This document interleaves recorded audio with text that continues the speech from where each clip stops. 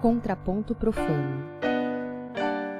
Entoando um canto profano, eu sou William Pedroso, músico e pesquisador. Hoje a gente vai ter um papo sobre classificação vocal e o que isso significa, o que isso implica e que parâmetros a gente usa para fazer uma classificação vocal, né?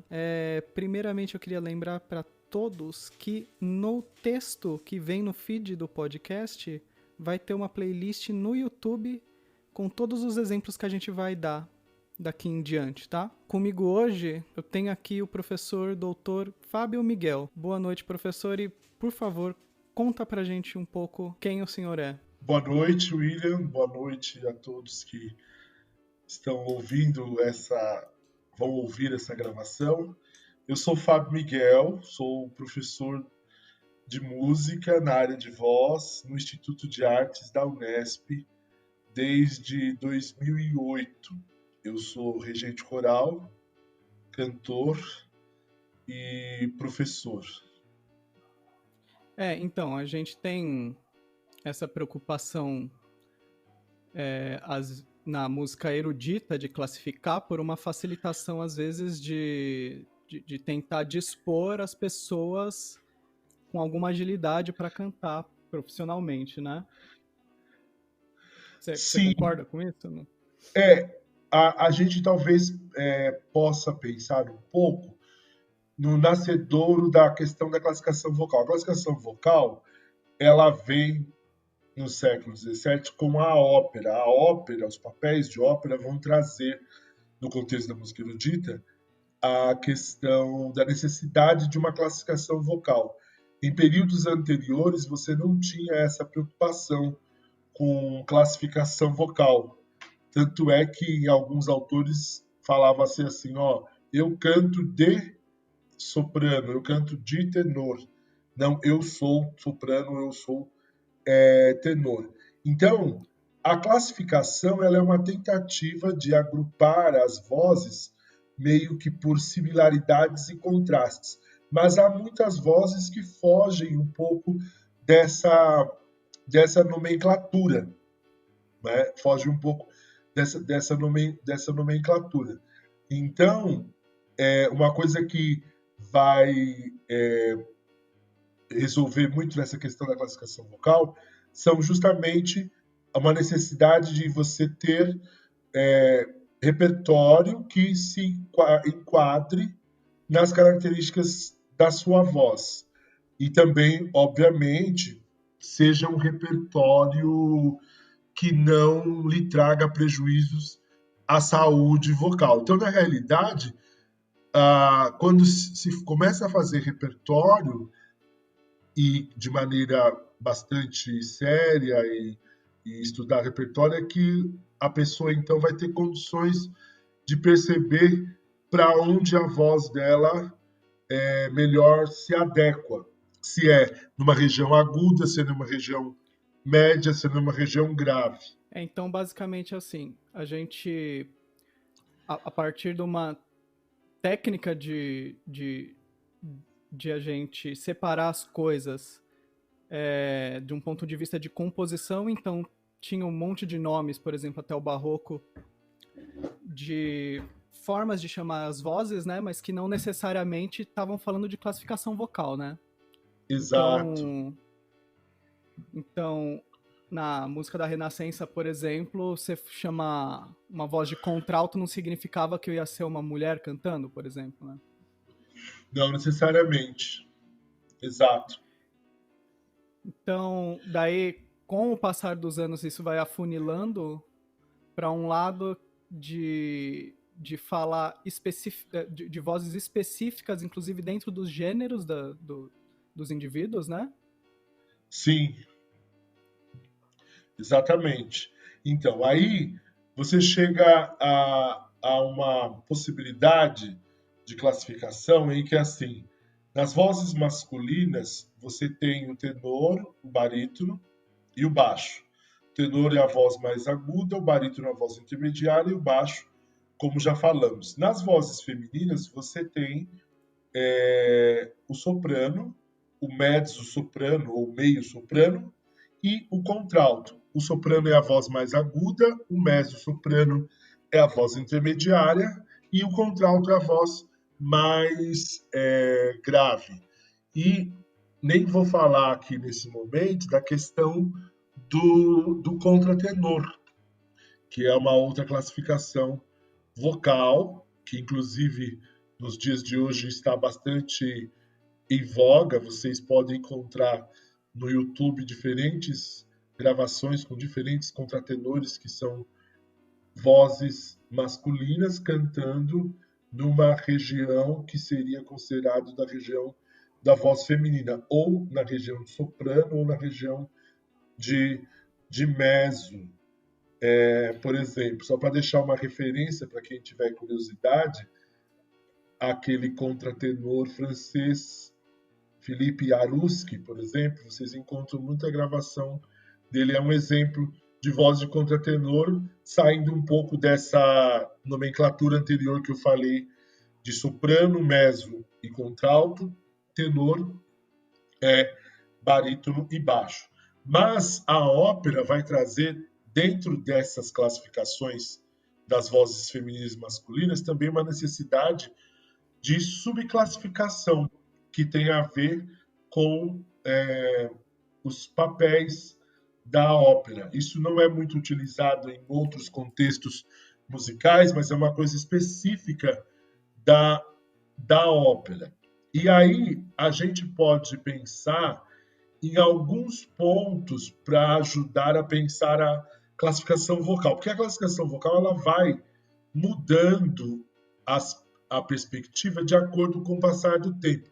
Se você pegar livros mais antigos, por exemplo, da década de 50 do século passado, e comparar com livros mais recentes, você vai perceber que os parâmetros sugeridos pelos autores da época da década de 50 do século 20 para autores mais recentes modificam um pouco.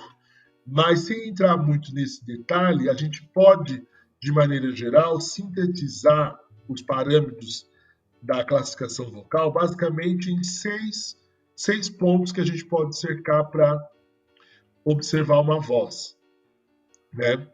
Então, por exemplo, a gente pode observar uma voz pelo timbre dessa voz, né? Certo. O timbre ele está relacionado à cor dessa voz.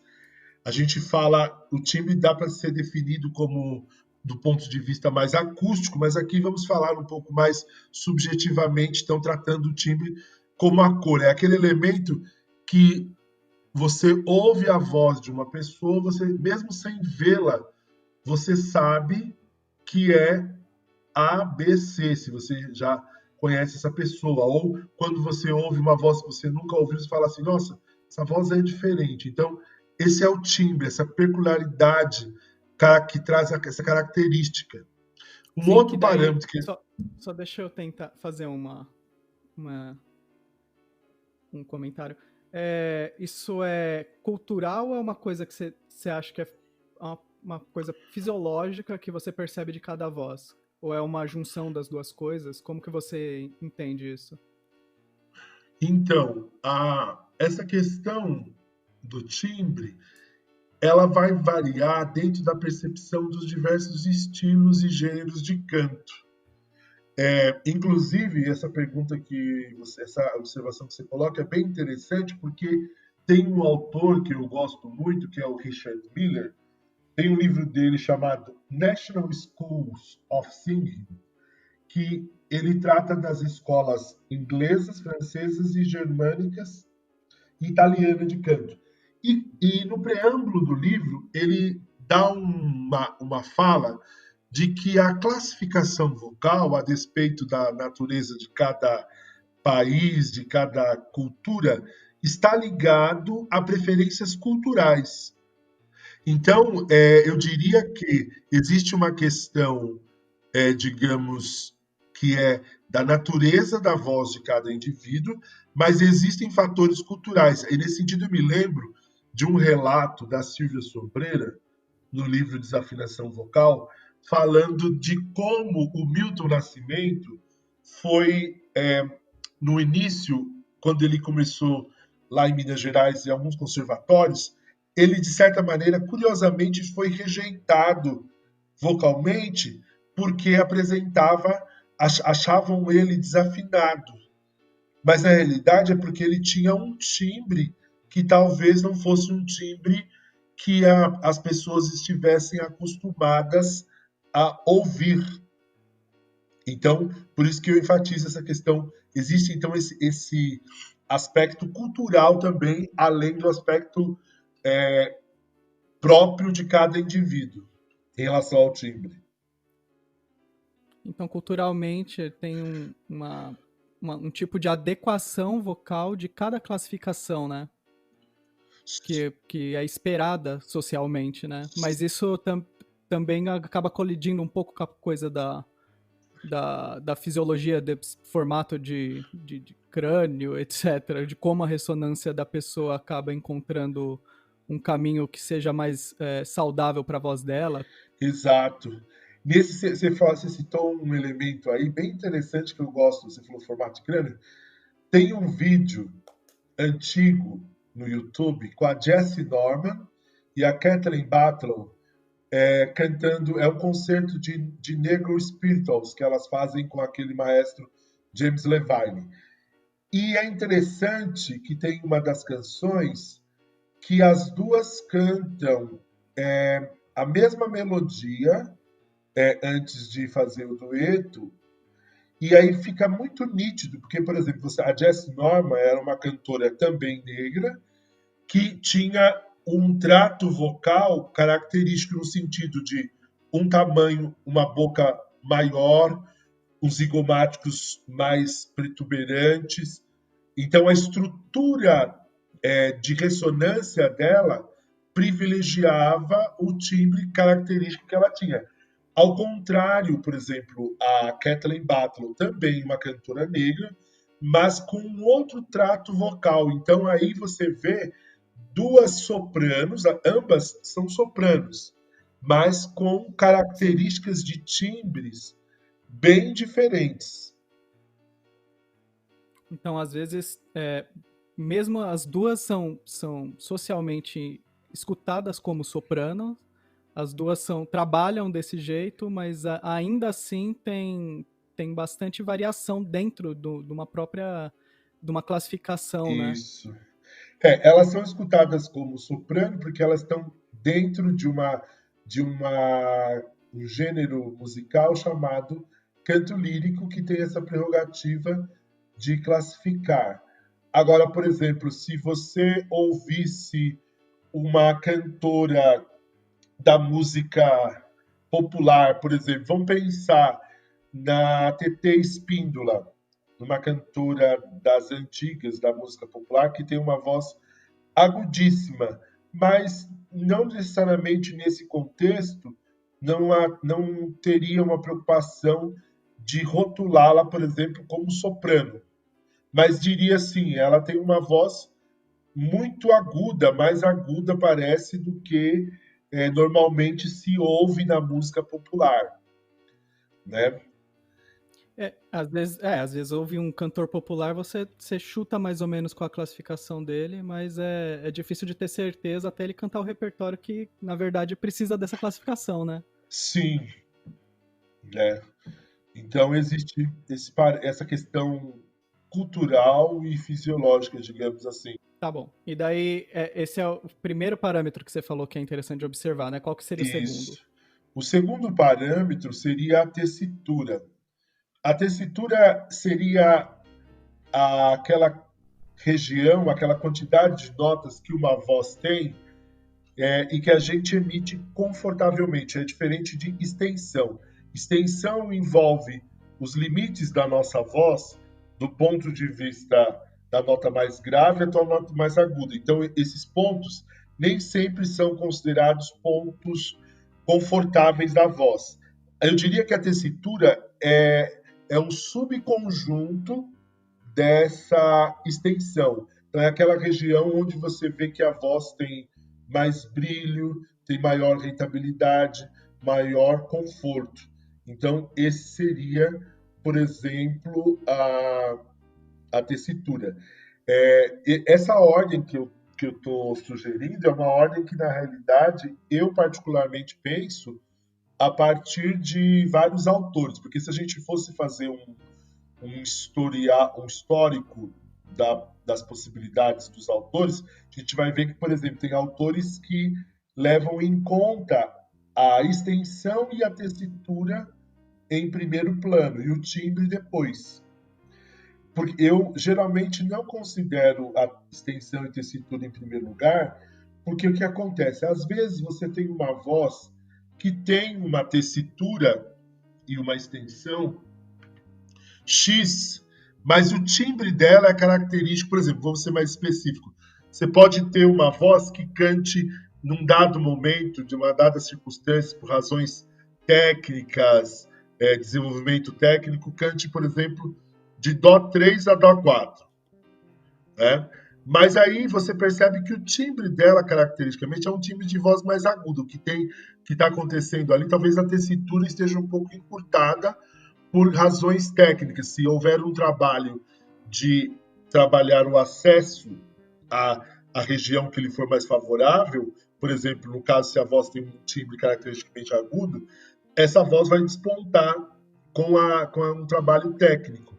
Então, por exemplo, se você olha a tessitura que o indivíduo está naquele momento e já formaliza uma classificação, você pode perder algumas possibilidades ali. Então, por isso que, na verdade, eu começo sugerindo que a análise seja feita pelo timbre, independente da tessitura e da extensão, que seria o terceiro parâmetro, que, como eu já disse, a extensão é toda a gama que a gente tem, desde o mais grave até o mais agudo, incluindo as notas que são, digamos, limites da nossa voz. Então, com treinamento varia bastante, né? Essa é a dificuldade, às vezes, de classificar algumas pessoas, porque conforme ela vai progredindo, às vezes o timbre dela vai encaixando e vai funcionando melhor para uma certa classificação, né? Exato. Eu tenho vários, e já tive vários alunos, por exemplo, tem alunos, quando chegam, por exemplo, como eu trabalho na universidade com essa questão, às vezes tem alunos que chegam no coro com uma fala grave e cantam embaixo, no naipe de baixo. E à medida que eles vão trabalhando, eles vão percebendo que alguma questão há na voz falada, uma inadequação da maneira de usar a voz, que quando eles começam a perceber isso, a voz começa a subir um pouco mais e eles mudam até do naipe, por exemplo, de baixo para o naipe de tenor. Quer dizer que então eu não sou baixo, professor?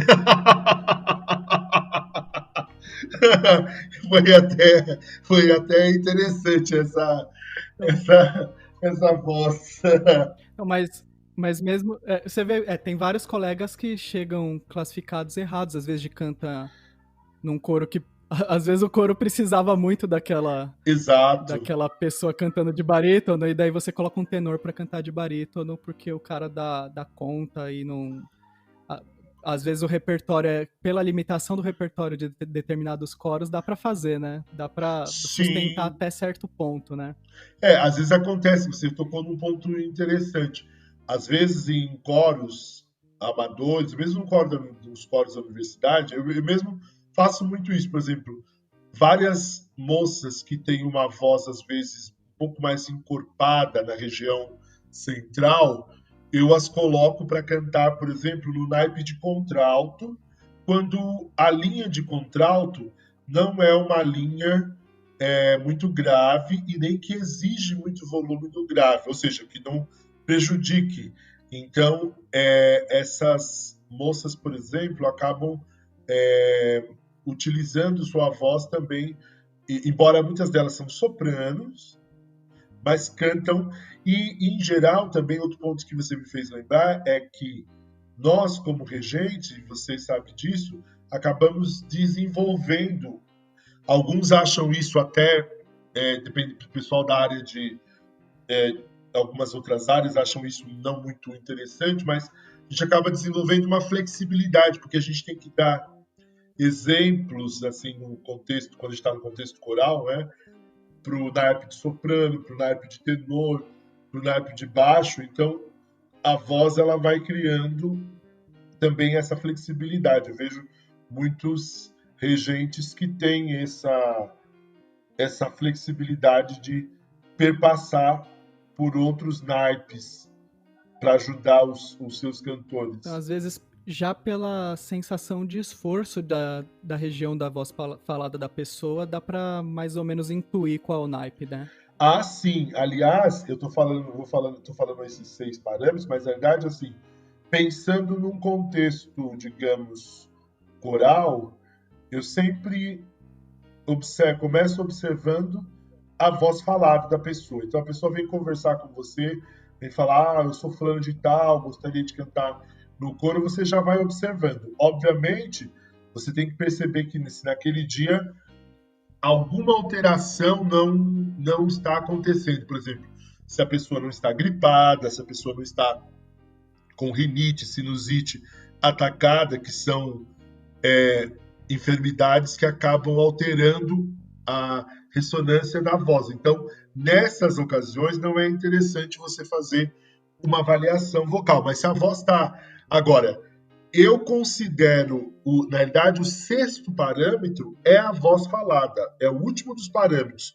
Por quê? Porque, às vezes, pode haver problemas na voz falada do indivíduo, né, da pessoa. Então, por exemplo, às vezes acontece muito assim, a pessoa canta de soprano, canta soprano agudo e fala muito grave. Ou às vezes ao contrário também. Então, é preciso haver uma certa correspondência entre a região de fala e a região de canto. E como isso é um parâmetro que pode variar muito em função de diversas variáveis, por exemplo, se o indivíduo, digamos, entre aspas, fala errado, então, se você seguia primeiramente pela voz falada, pode trazer alguns enganos. Por isso que eu deixo, por exemplo, entre esses 6 parâmetros, a voz falada como o último parâmetro de observação.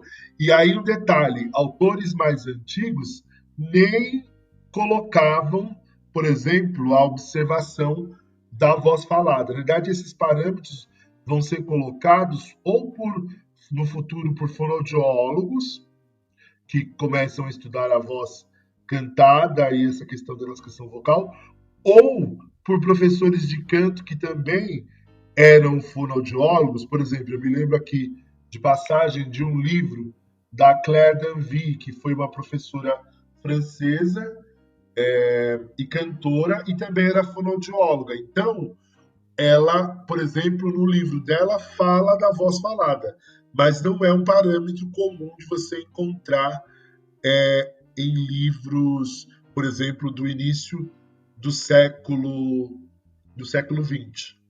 Antes da gente olhar qual é o 4º parâmetro, tem uma coisa que é legal deixar claro, que é assim, que a classificação vocal não é um mérito, né? Então você estava falando da coisa de às vezes colocar algumas meninas sopranos para cantar de contralto.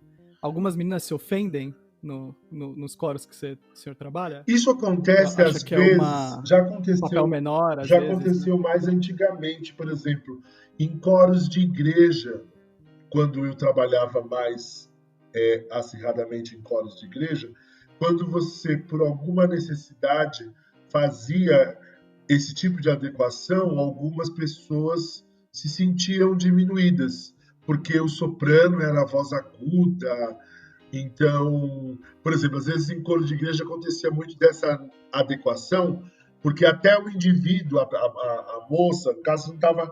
Geralmente já pessoas mais velhas já não estavam mais com suas vozes adequadas para cantar numa região mais aguda. Então elas precisavam ser remanejadas. E com todo cuidado, conversando e tal, mesmo assim, às vezes algumas se ressentiam. Como também acontece às vezes no naipe de tenor. Se você encontra algum tenor que, olha, talvez você não seja tenor, você precisa cantar no barítono baixo, há um certo, não sei explicar de fato porquê, mas existe, às vezes, em alguns contextos, um certo imaginário em torno das vozes mais agudas, né? Eu sou soprano, eu sou tenor. O que você é? Eu sou Sim. barítono. Você sabe que quando eu comecei a estudar música, eu não lembro que dicionário foi, mas eu li uma definição de barítono que eu guardo até hoje, foi muito engraçado. Ele falava assim: barítono é uma voz menos importante, é uma voz de quem não consegue cantar nem grave nem agudo. Aí eu falei assim: nossa, eu sou essa voz. Sim. Eu sou- Então, Aí ferrou, né? eu falei: nossa, então existe às vezes em certos agrupamentos. Você sabe que você me fez lembrar uma outra, continuando a falar de classificação vocal, há muitos, acho que foi em 2006, veio ao Brasil aquele baixo barítono belga, o Van Damme, Hum. e ele Não, fez. não, não é o do filme, não. Não é o que chutava todo mundo nos filmes, Não, não. É não, é o outro que cara. canta. Ele, ele é baixo barítono, né? Uma voz espetacular. Eu tive a oportunidade, na época, de assistir uma masterclass com ele e depois assistir um concerto dele na Sala São Paulo, né?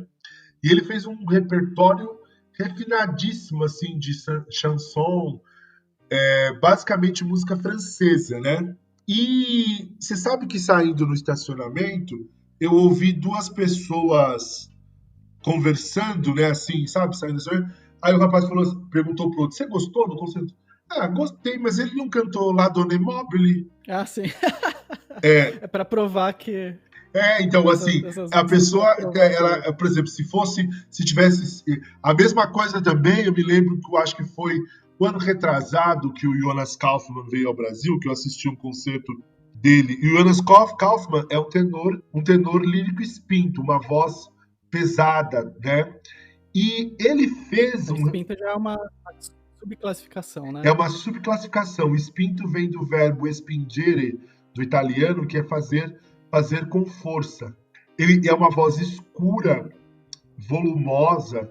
Então, o Jonas Kaufmann, embora ele canta muita ópera, ele canta muita música de câmara, ele fez um recital basicamente naquele dia de música de câmara.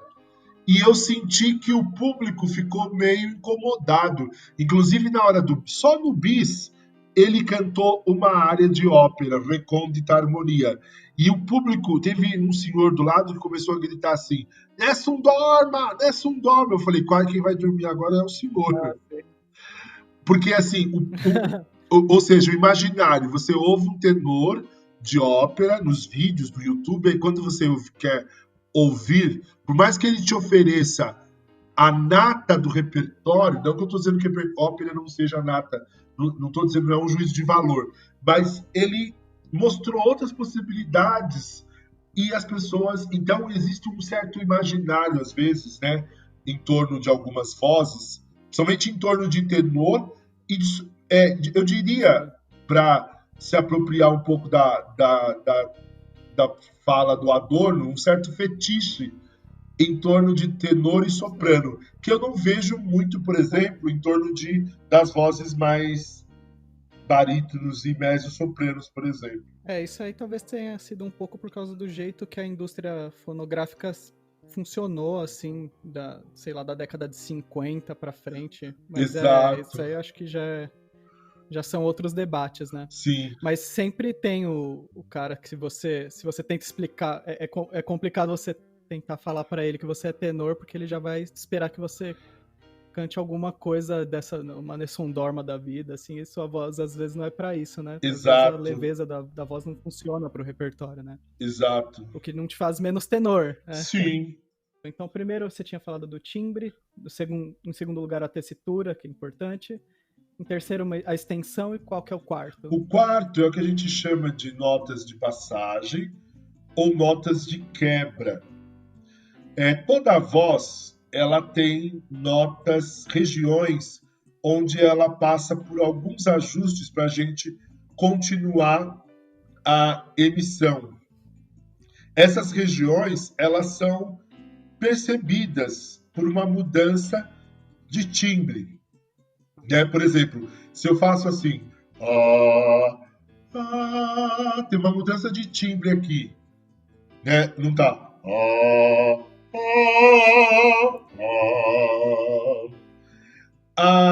Na música erudita, por causa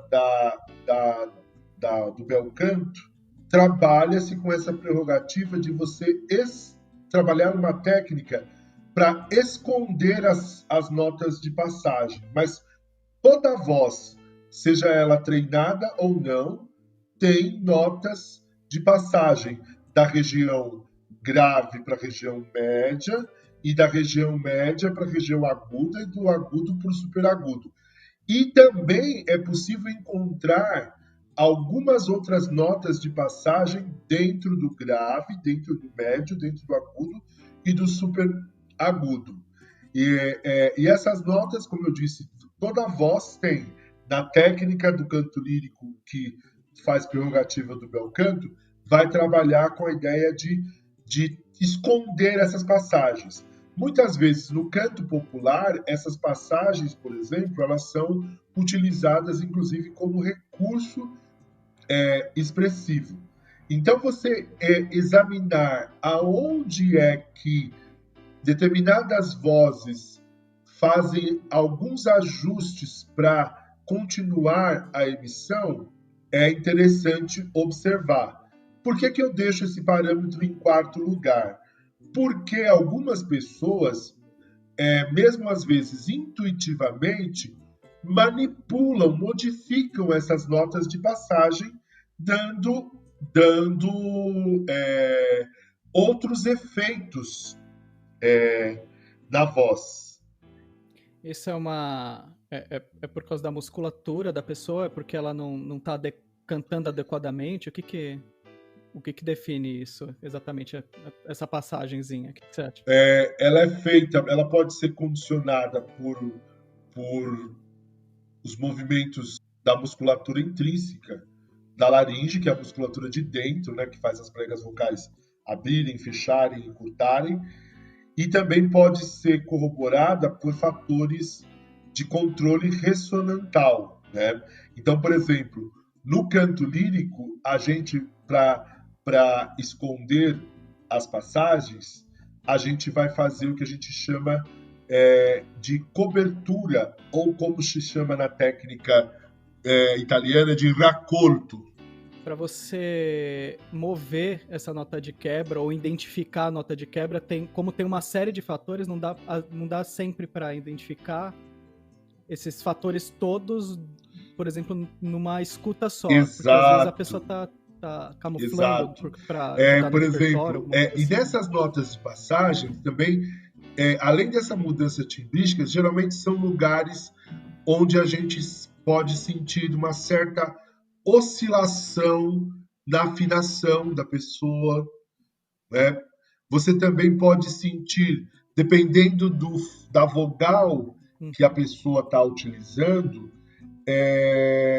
pode facilitar ou dificultar essa transição, essa nota de passagem. Então, por isso também, por todas essas características, você pode observar. Então, as notas de passagem pode ser um dos elementos para ajudar na classificação. Inicialmente, assim, o que entrega mais, às vezes, é o equilíbrio que a pessoa consegue fazer da musculatura.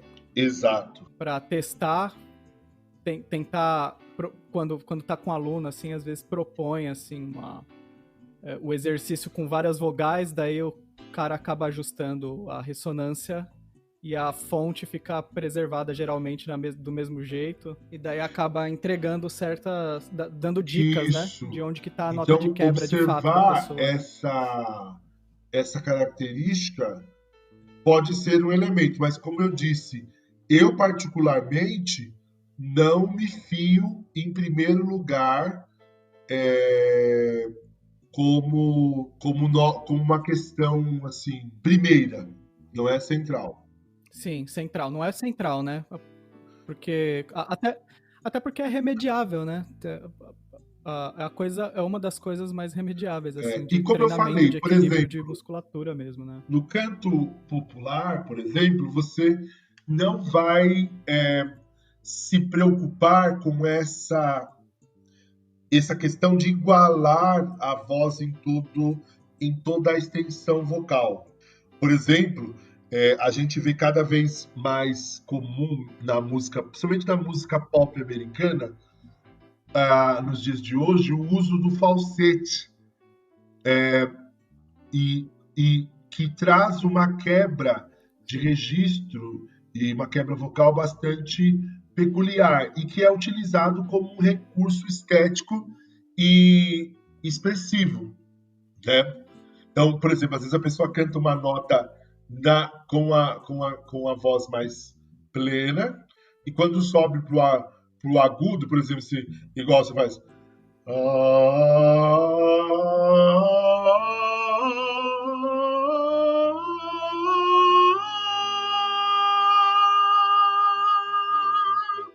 Né?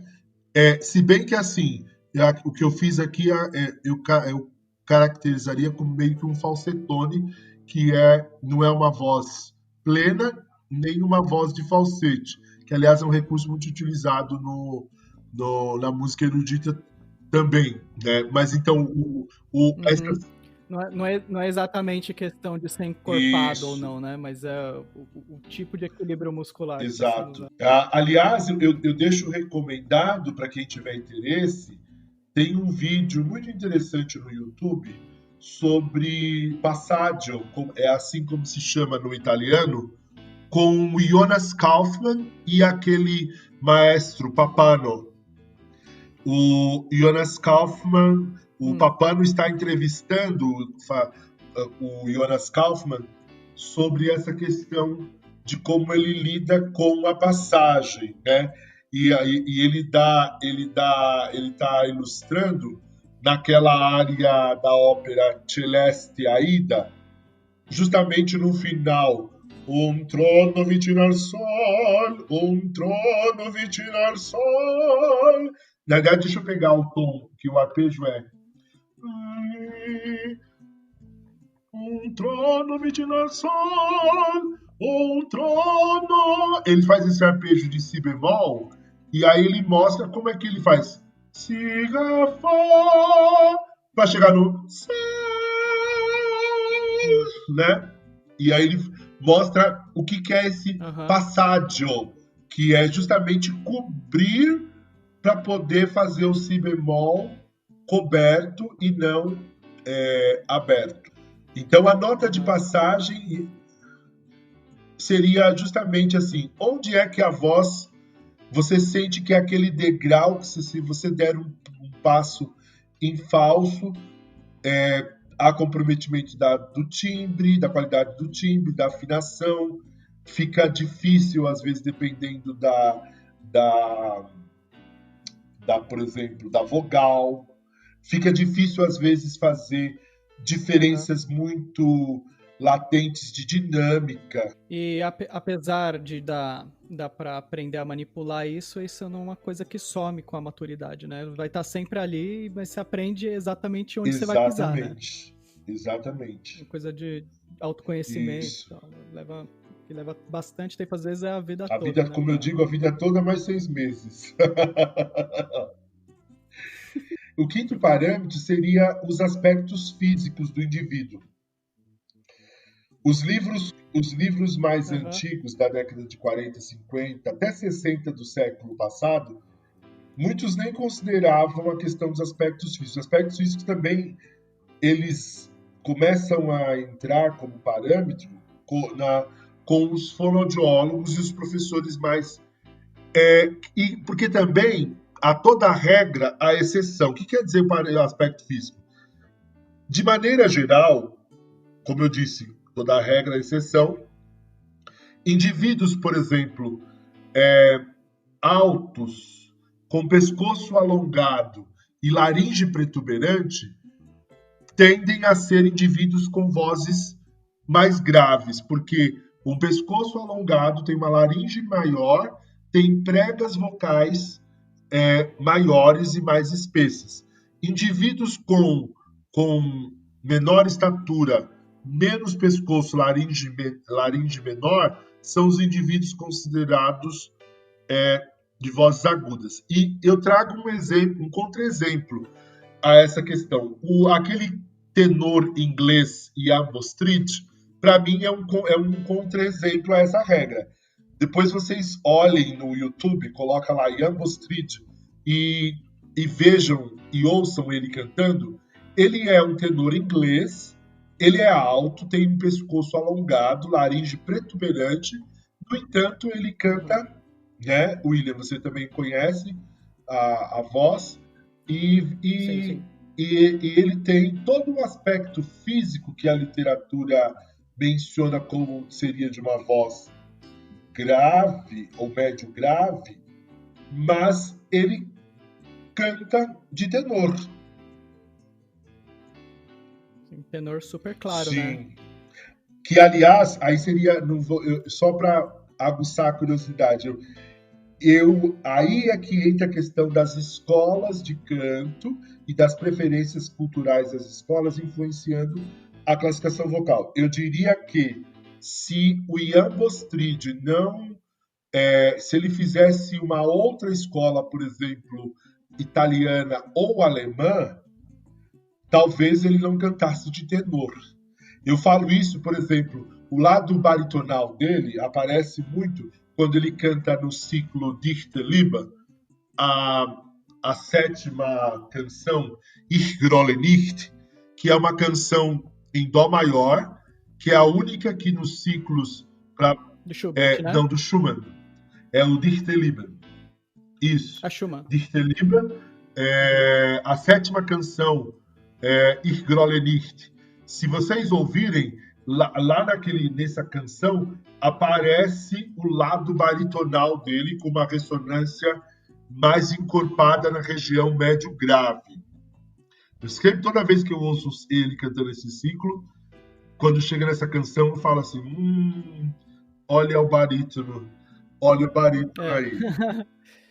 Aparece um pouquinho, né?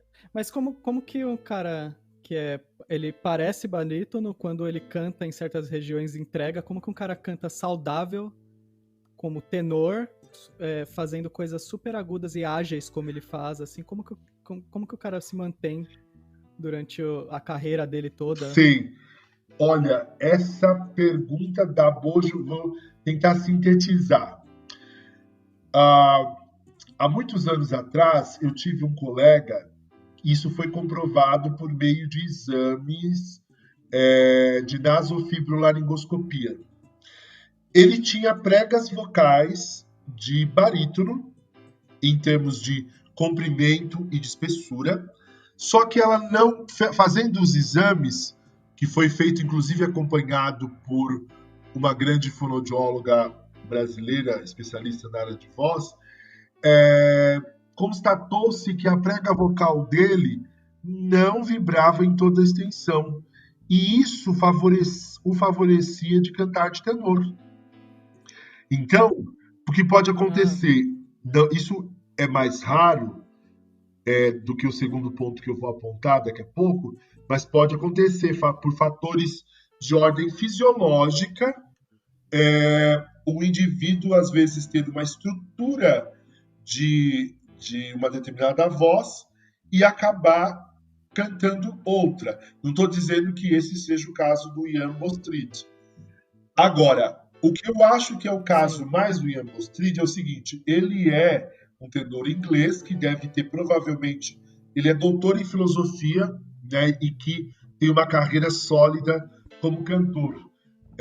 Bem igual aqui no nosso país, né, que dá para a gente fazer, ser doutor em filosofia e ter uma carreira de cantor. Sim. Ele deve ter cantado desde muito cedo dentro de uma escola da prerrogativa da escola inglesa, que é sempre um som mais claro, mais leve, diferente da escola italiana, da escola alemã, da escola russa, etc. e tal. E isso, então, ele foi acoplando pela vida toda essa maneira de cantar. Você pode observar isso também, não só pelas vozes dos solistas ingleses, mas quando eles seguem uma técnica mais inglesa. Quando eles seguem uma técnica italiana ou outra qualquer, já não. Então, no caso do Ian Bostrid, ele deve ter experienciado uma vida inteira cantando em coro, cantando em... E aí, quando tornou solista, levou essa leveza da escola, essa de abordagem da técnica inglesa. Então, ele consegue fazer isso. Agora, você me falou, como é que consegue fazer saudável? Por exemplo, isso não é fofoca. O Jonas Kaufmann tem um vídeo no YouTube que vocês podem ver, ele contando. Ele já tinha acabado de se formar, já fazia carreira na Alemanha, e ele cantava repertório de tenor, vozes mais agudas.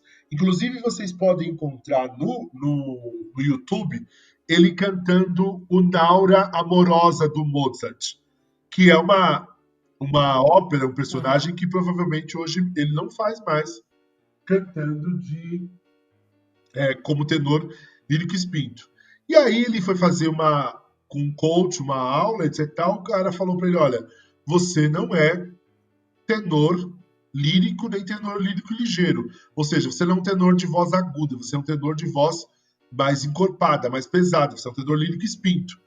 Aí ele mudou todo o repertório, começou a mudar, porque o coach disse para ele, olha, você vai ter problemas no futuro tendo essa configuração de voz e cantando. Então, isso pode acontecer.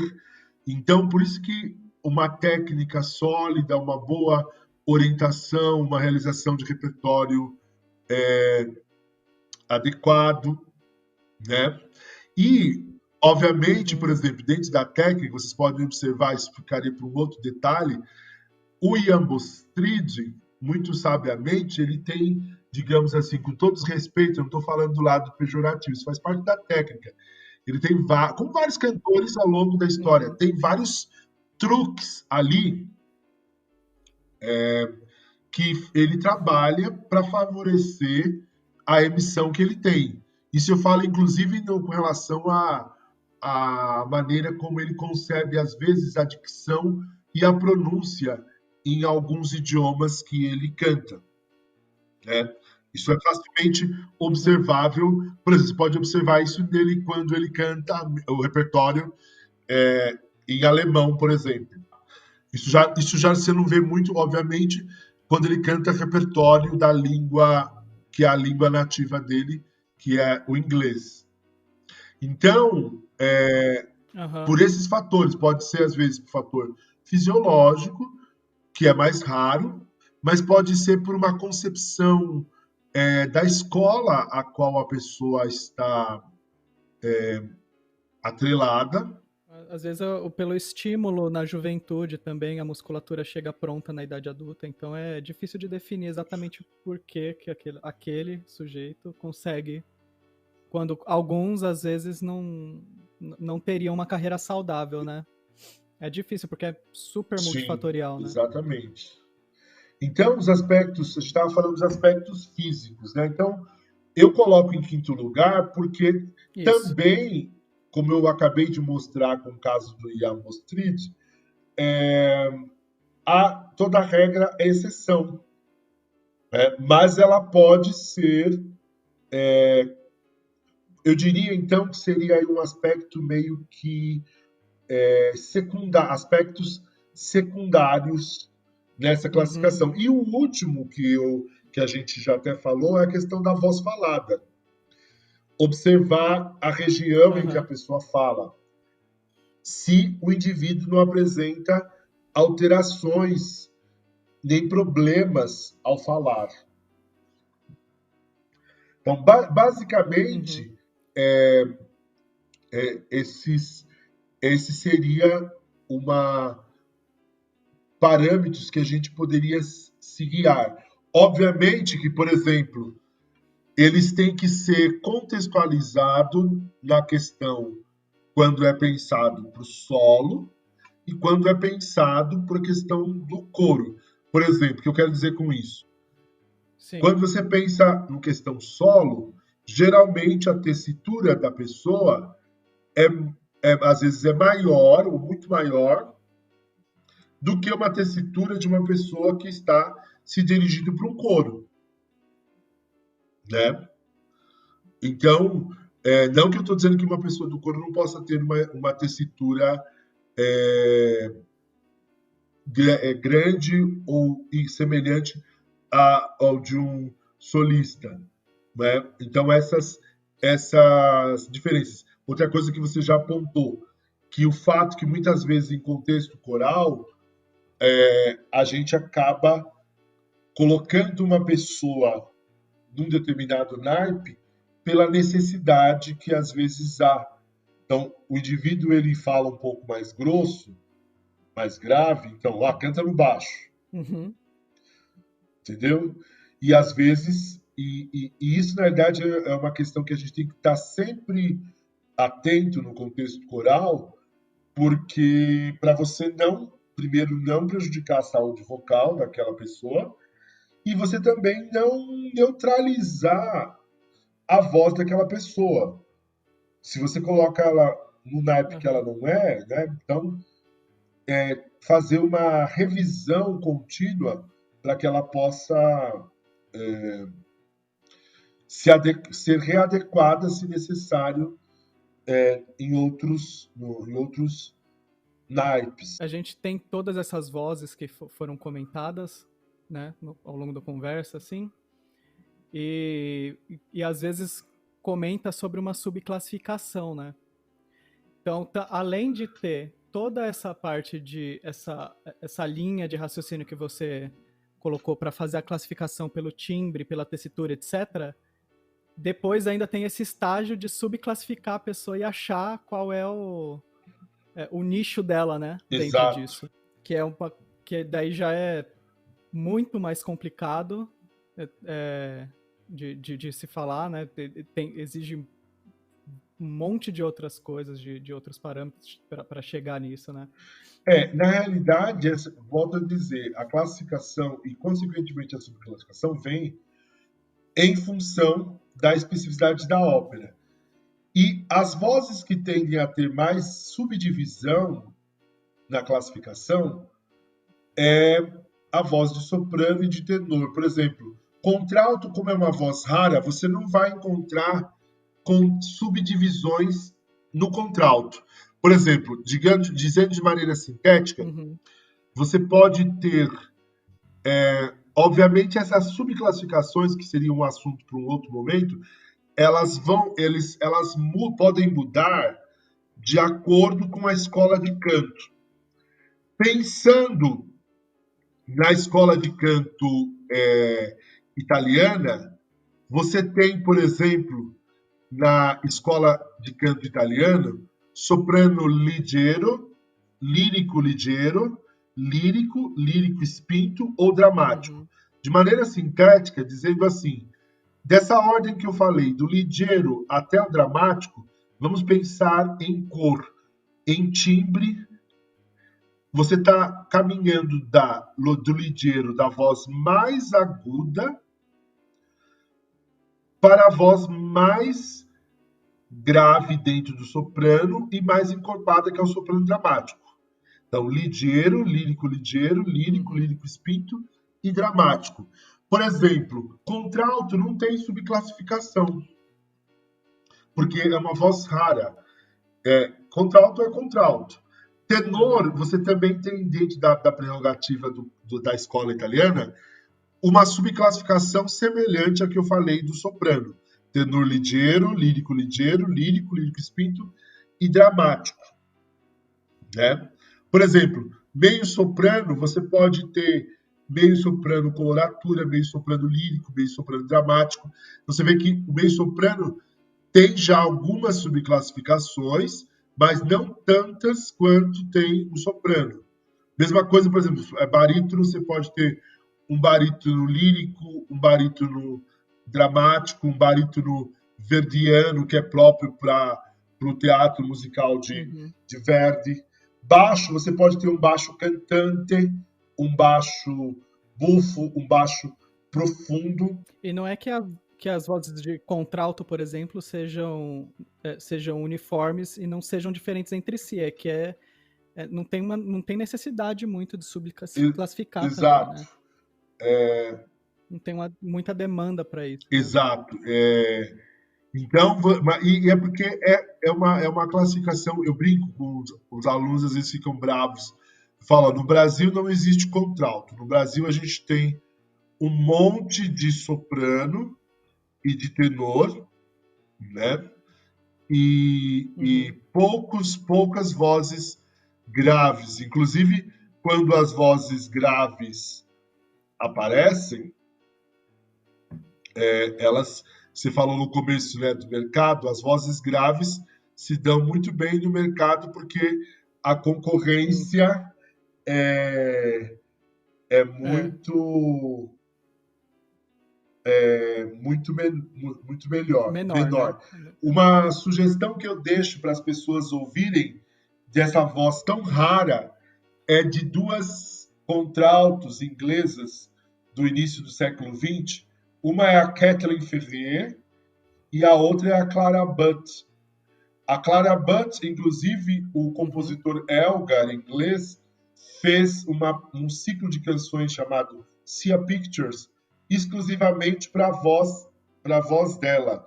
Essa gravação, inclusive, com a Clara Butt, Uhum. vocês encontram no YouTube, ela cantando isso.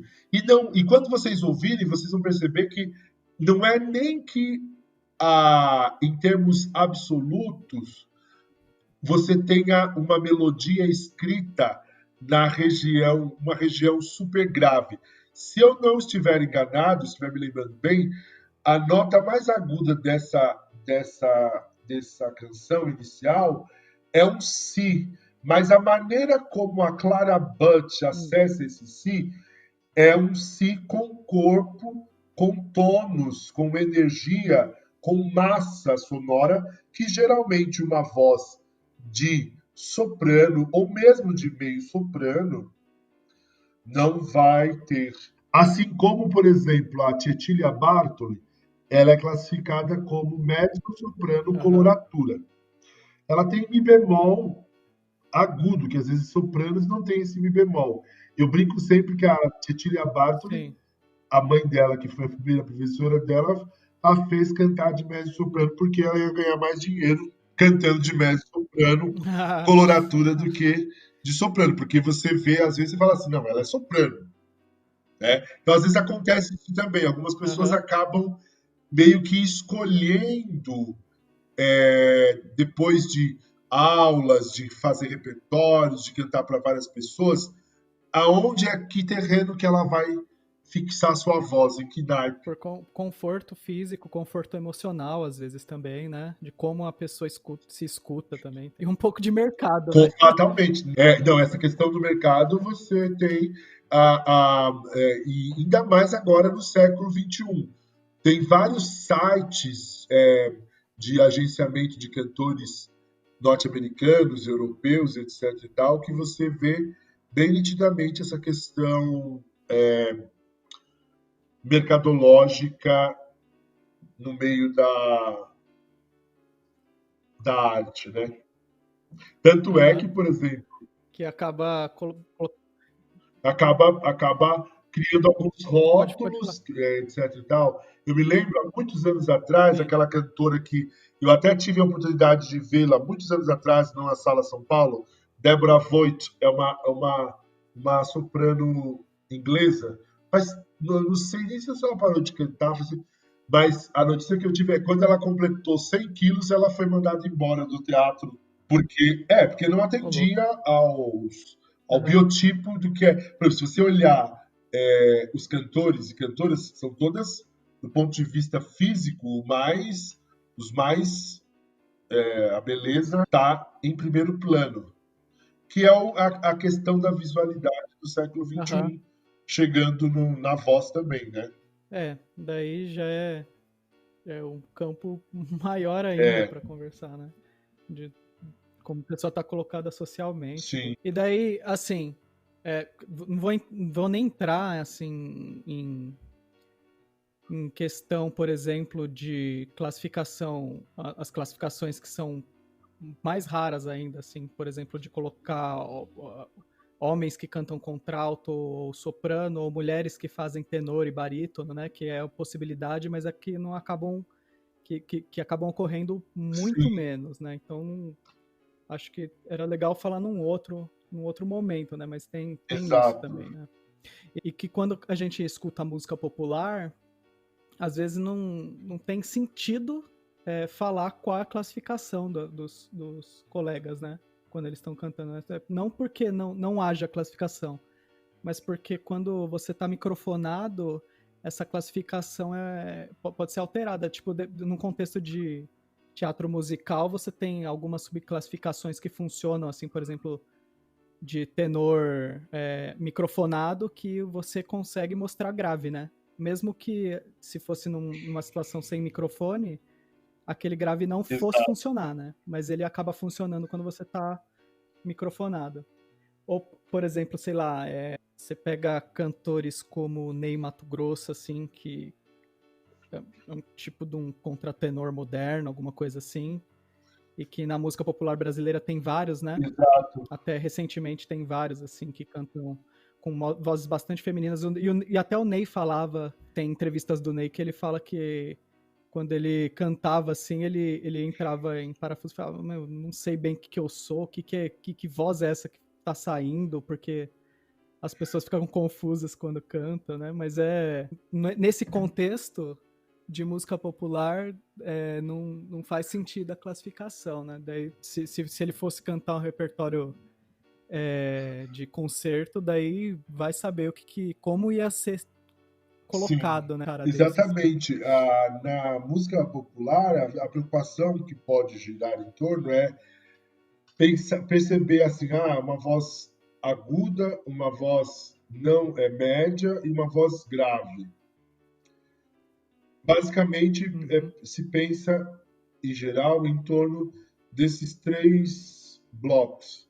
Né? Então, você tem, fulano tem uma voz aguda, fulano tem uma voz grave, fulano tem uma voz, não é muito grave. Por exemplo, assim como você falou do Ney Matogrosso e de outros cantores que cantam hoje com uma voz mais aguda, você também tem do outro lado as mulheres que cantam, que também vão para a voz mais grave, né? Que uhum, cantam, principalmente dentro da música popular. Você pega a Zélia Duncan, por exemplo, né? aham, É um dos, dos exemplos assim de que da voz mais grave, que não é uma voz aguda. Por exemplo, se pensar em é, extremos opostos, né, igual eu falei da TT Espíndola e a Zélia Duncan, são dois extremos, né? uhum. Mesma coisa, por exemplo, se você pensar assim, quando você ouve, quem ouve Elis Regina, que você vai, qual é a classificação da Elis Regina? Como você falou, não faz sentido pensar uma. Então, o que a gente acaba entendendo é que a classificação vocal ela está ligada às determinadas configurações de determinados estilos e gêneros musicais e as necessidades. Por exemplo, eu nem vou falar nessa conversa nossa daquele sistema chamado FAR, que é o sistema alemão de classificação vocal, que também traz outras questões para o âmbito da classificação vocal. Então, que você vê que são todas, Uhum. digamos, não criações, mas como é que eu poderia dizer isso? Estabelecimentos que são gerados de classificação, que são gerados a partir de determinadas demandas, de determinados gêneros, determinados repertórios, determinadas culturas, né? Tem umas convenções sociais, né? Seja para você colocar a pessoa numa prateleira porque aquilo vai vender, não é nem essa discussão, assim. Até porque, assim, quando, por exemplo, de novo, nessa coisa da música popular, você como você tem grupos menores e tem um manejo de pessoal diferente, comercialmente mesmo, você consegue colocar a pessoa para cantar numa tonalidade Exato. diferente, por exemplo. E daí, num contexto de ópera, você não consegue de uma vez transpor uma orquestra toda, mais, quase, sei lá, 2 horas de música, porque um cara não consegue uma nota. Então é melhor trocar o cantor do que trocar o tom da música que está sendo feita, né? No contexto de música popular, É. não. É mais fácil trocar o tom e daí o sujeito consegue cantar o repertório pro que é mais adequado para ele e tal. E daí essa coisa da classificação vocal acaba ficando Se secundária bem que sempre, às né? vezes, Na hora de se no vender. contexto de, você falou certo, no contexto de canto lírico com orquestra, você não vai ver essa readaptação.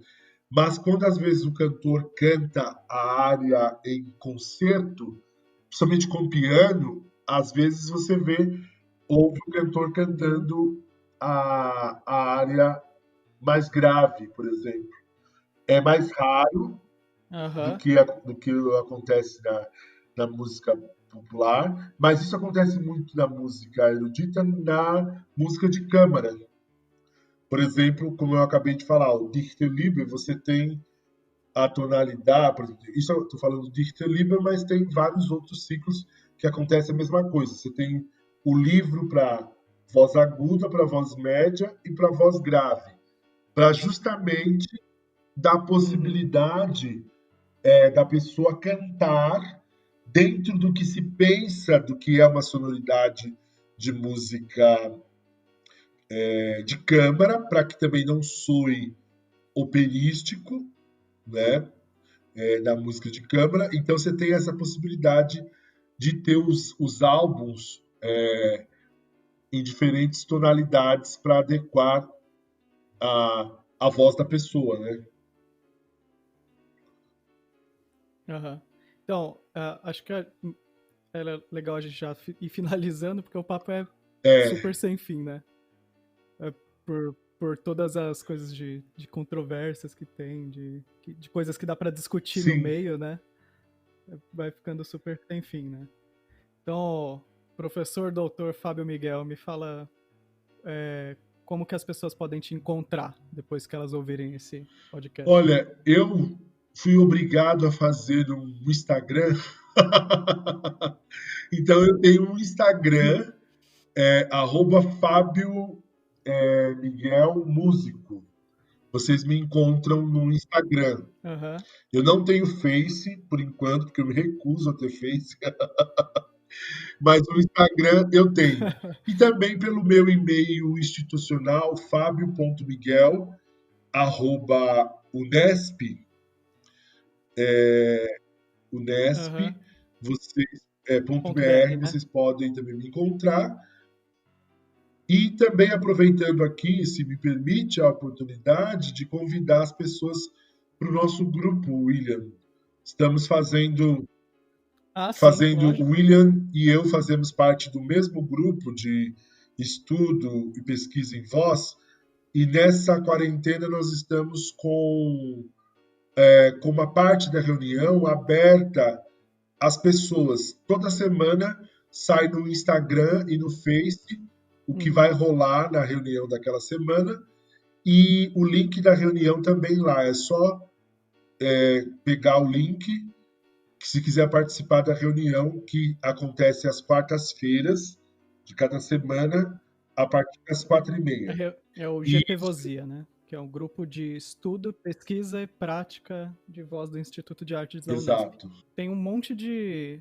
Também é bem fácil de dar um Google no nome do senhor e achar um monte de artigo, né? Que tem, que o senhor já soltou, né? Cara, é bem produtivo nessa parte de área de voz, assim, de canto coral. Então tem um monte de artigo, não artigo de jornal, artigo científico mesmo, que aí as coisas estão super delineadas, assim, de um jeito bem mais interessante, com bibliografia e tal, para quem quiser Ah, correr sim, é atrás, né? verdade. Vocês podem pesquisar e entrar, acessar, tem bastante coisa assim disponível, né?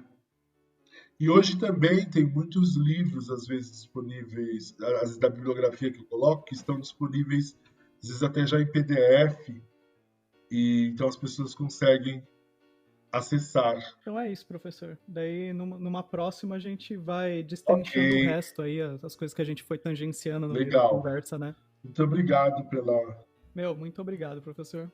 Obrigado você, William. Então, pessoal, muito obrigado por ouvir. Por favor, sigam nas redes sociais e assinem o feed do podcast para receber mais novidades. No Instagram, vocês podem seguir o @contrapontoprofano ou procurar o William Pedroso nas redes, que vocês vão acabar me achando, tá? Então, muito obrigado. Chegamos aqui em mais uma barra dupla.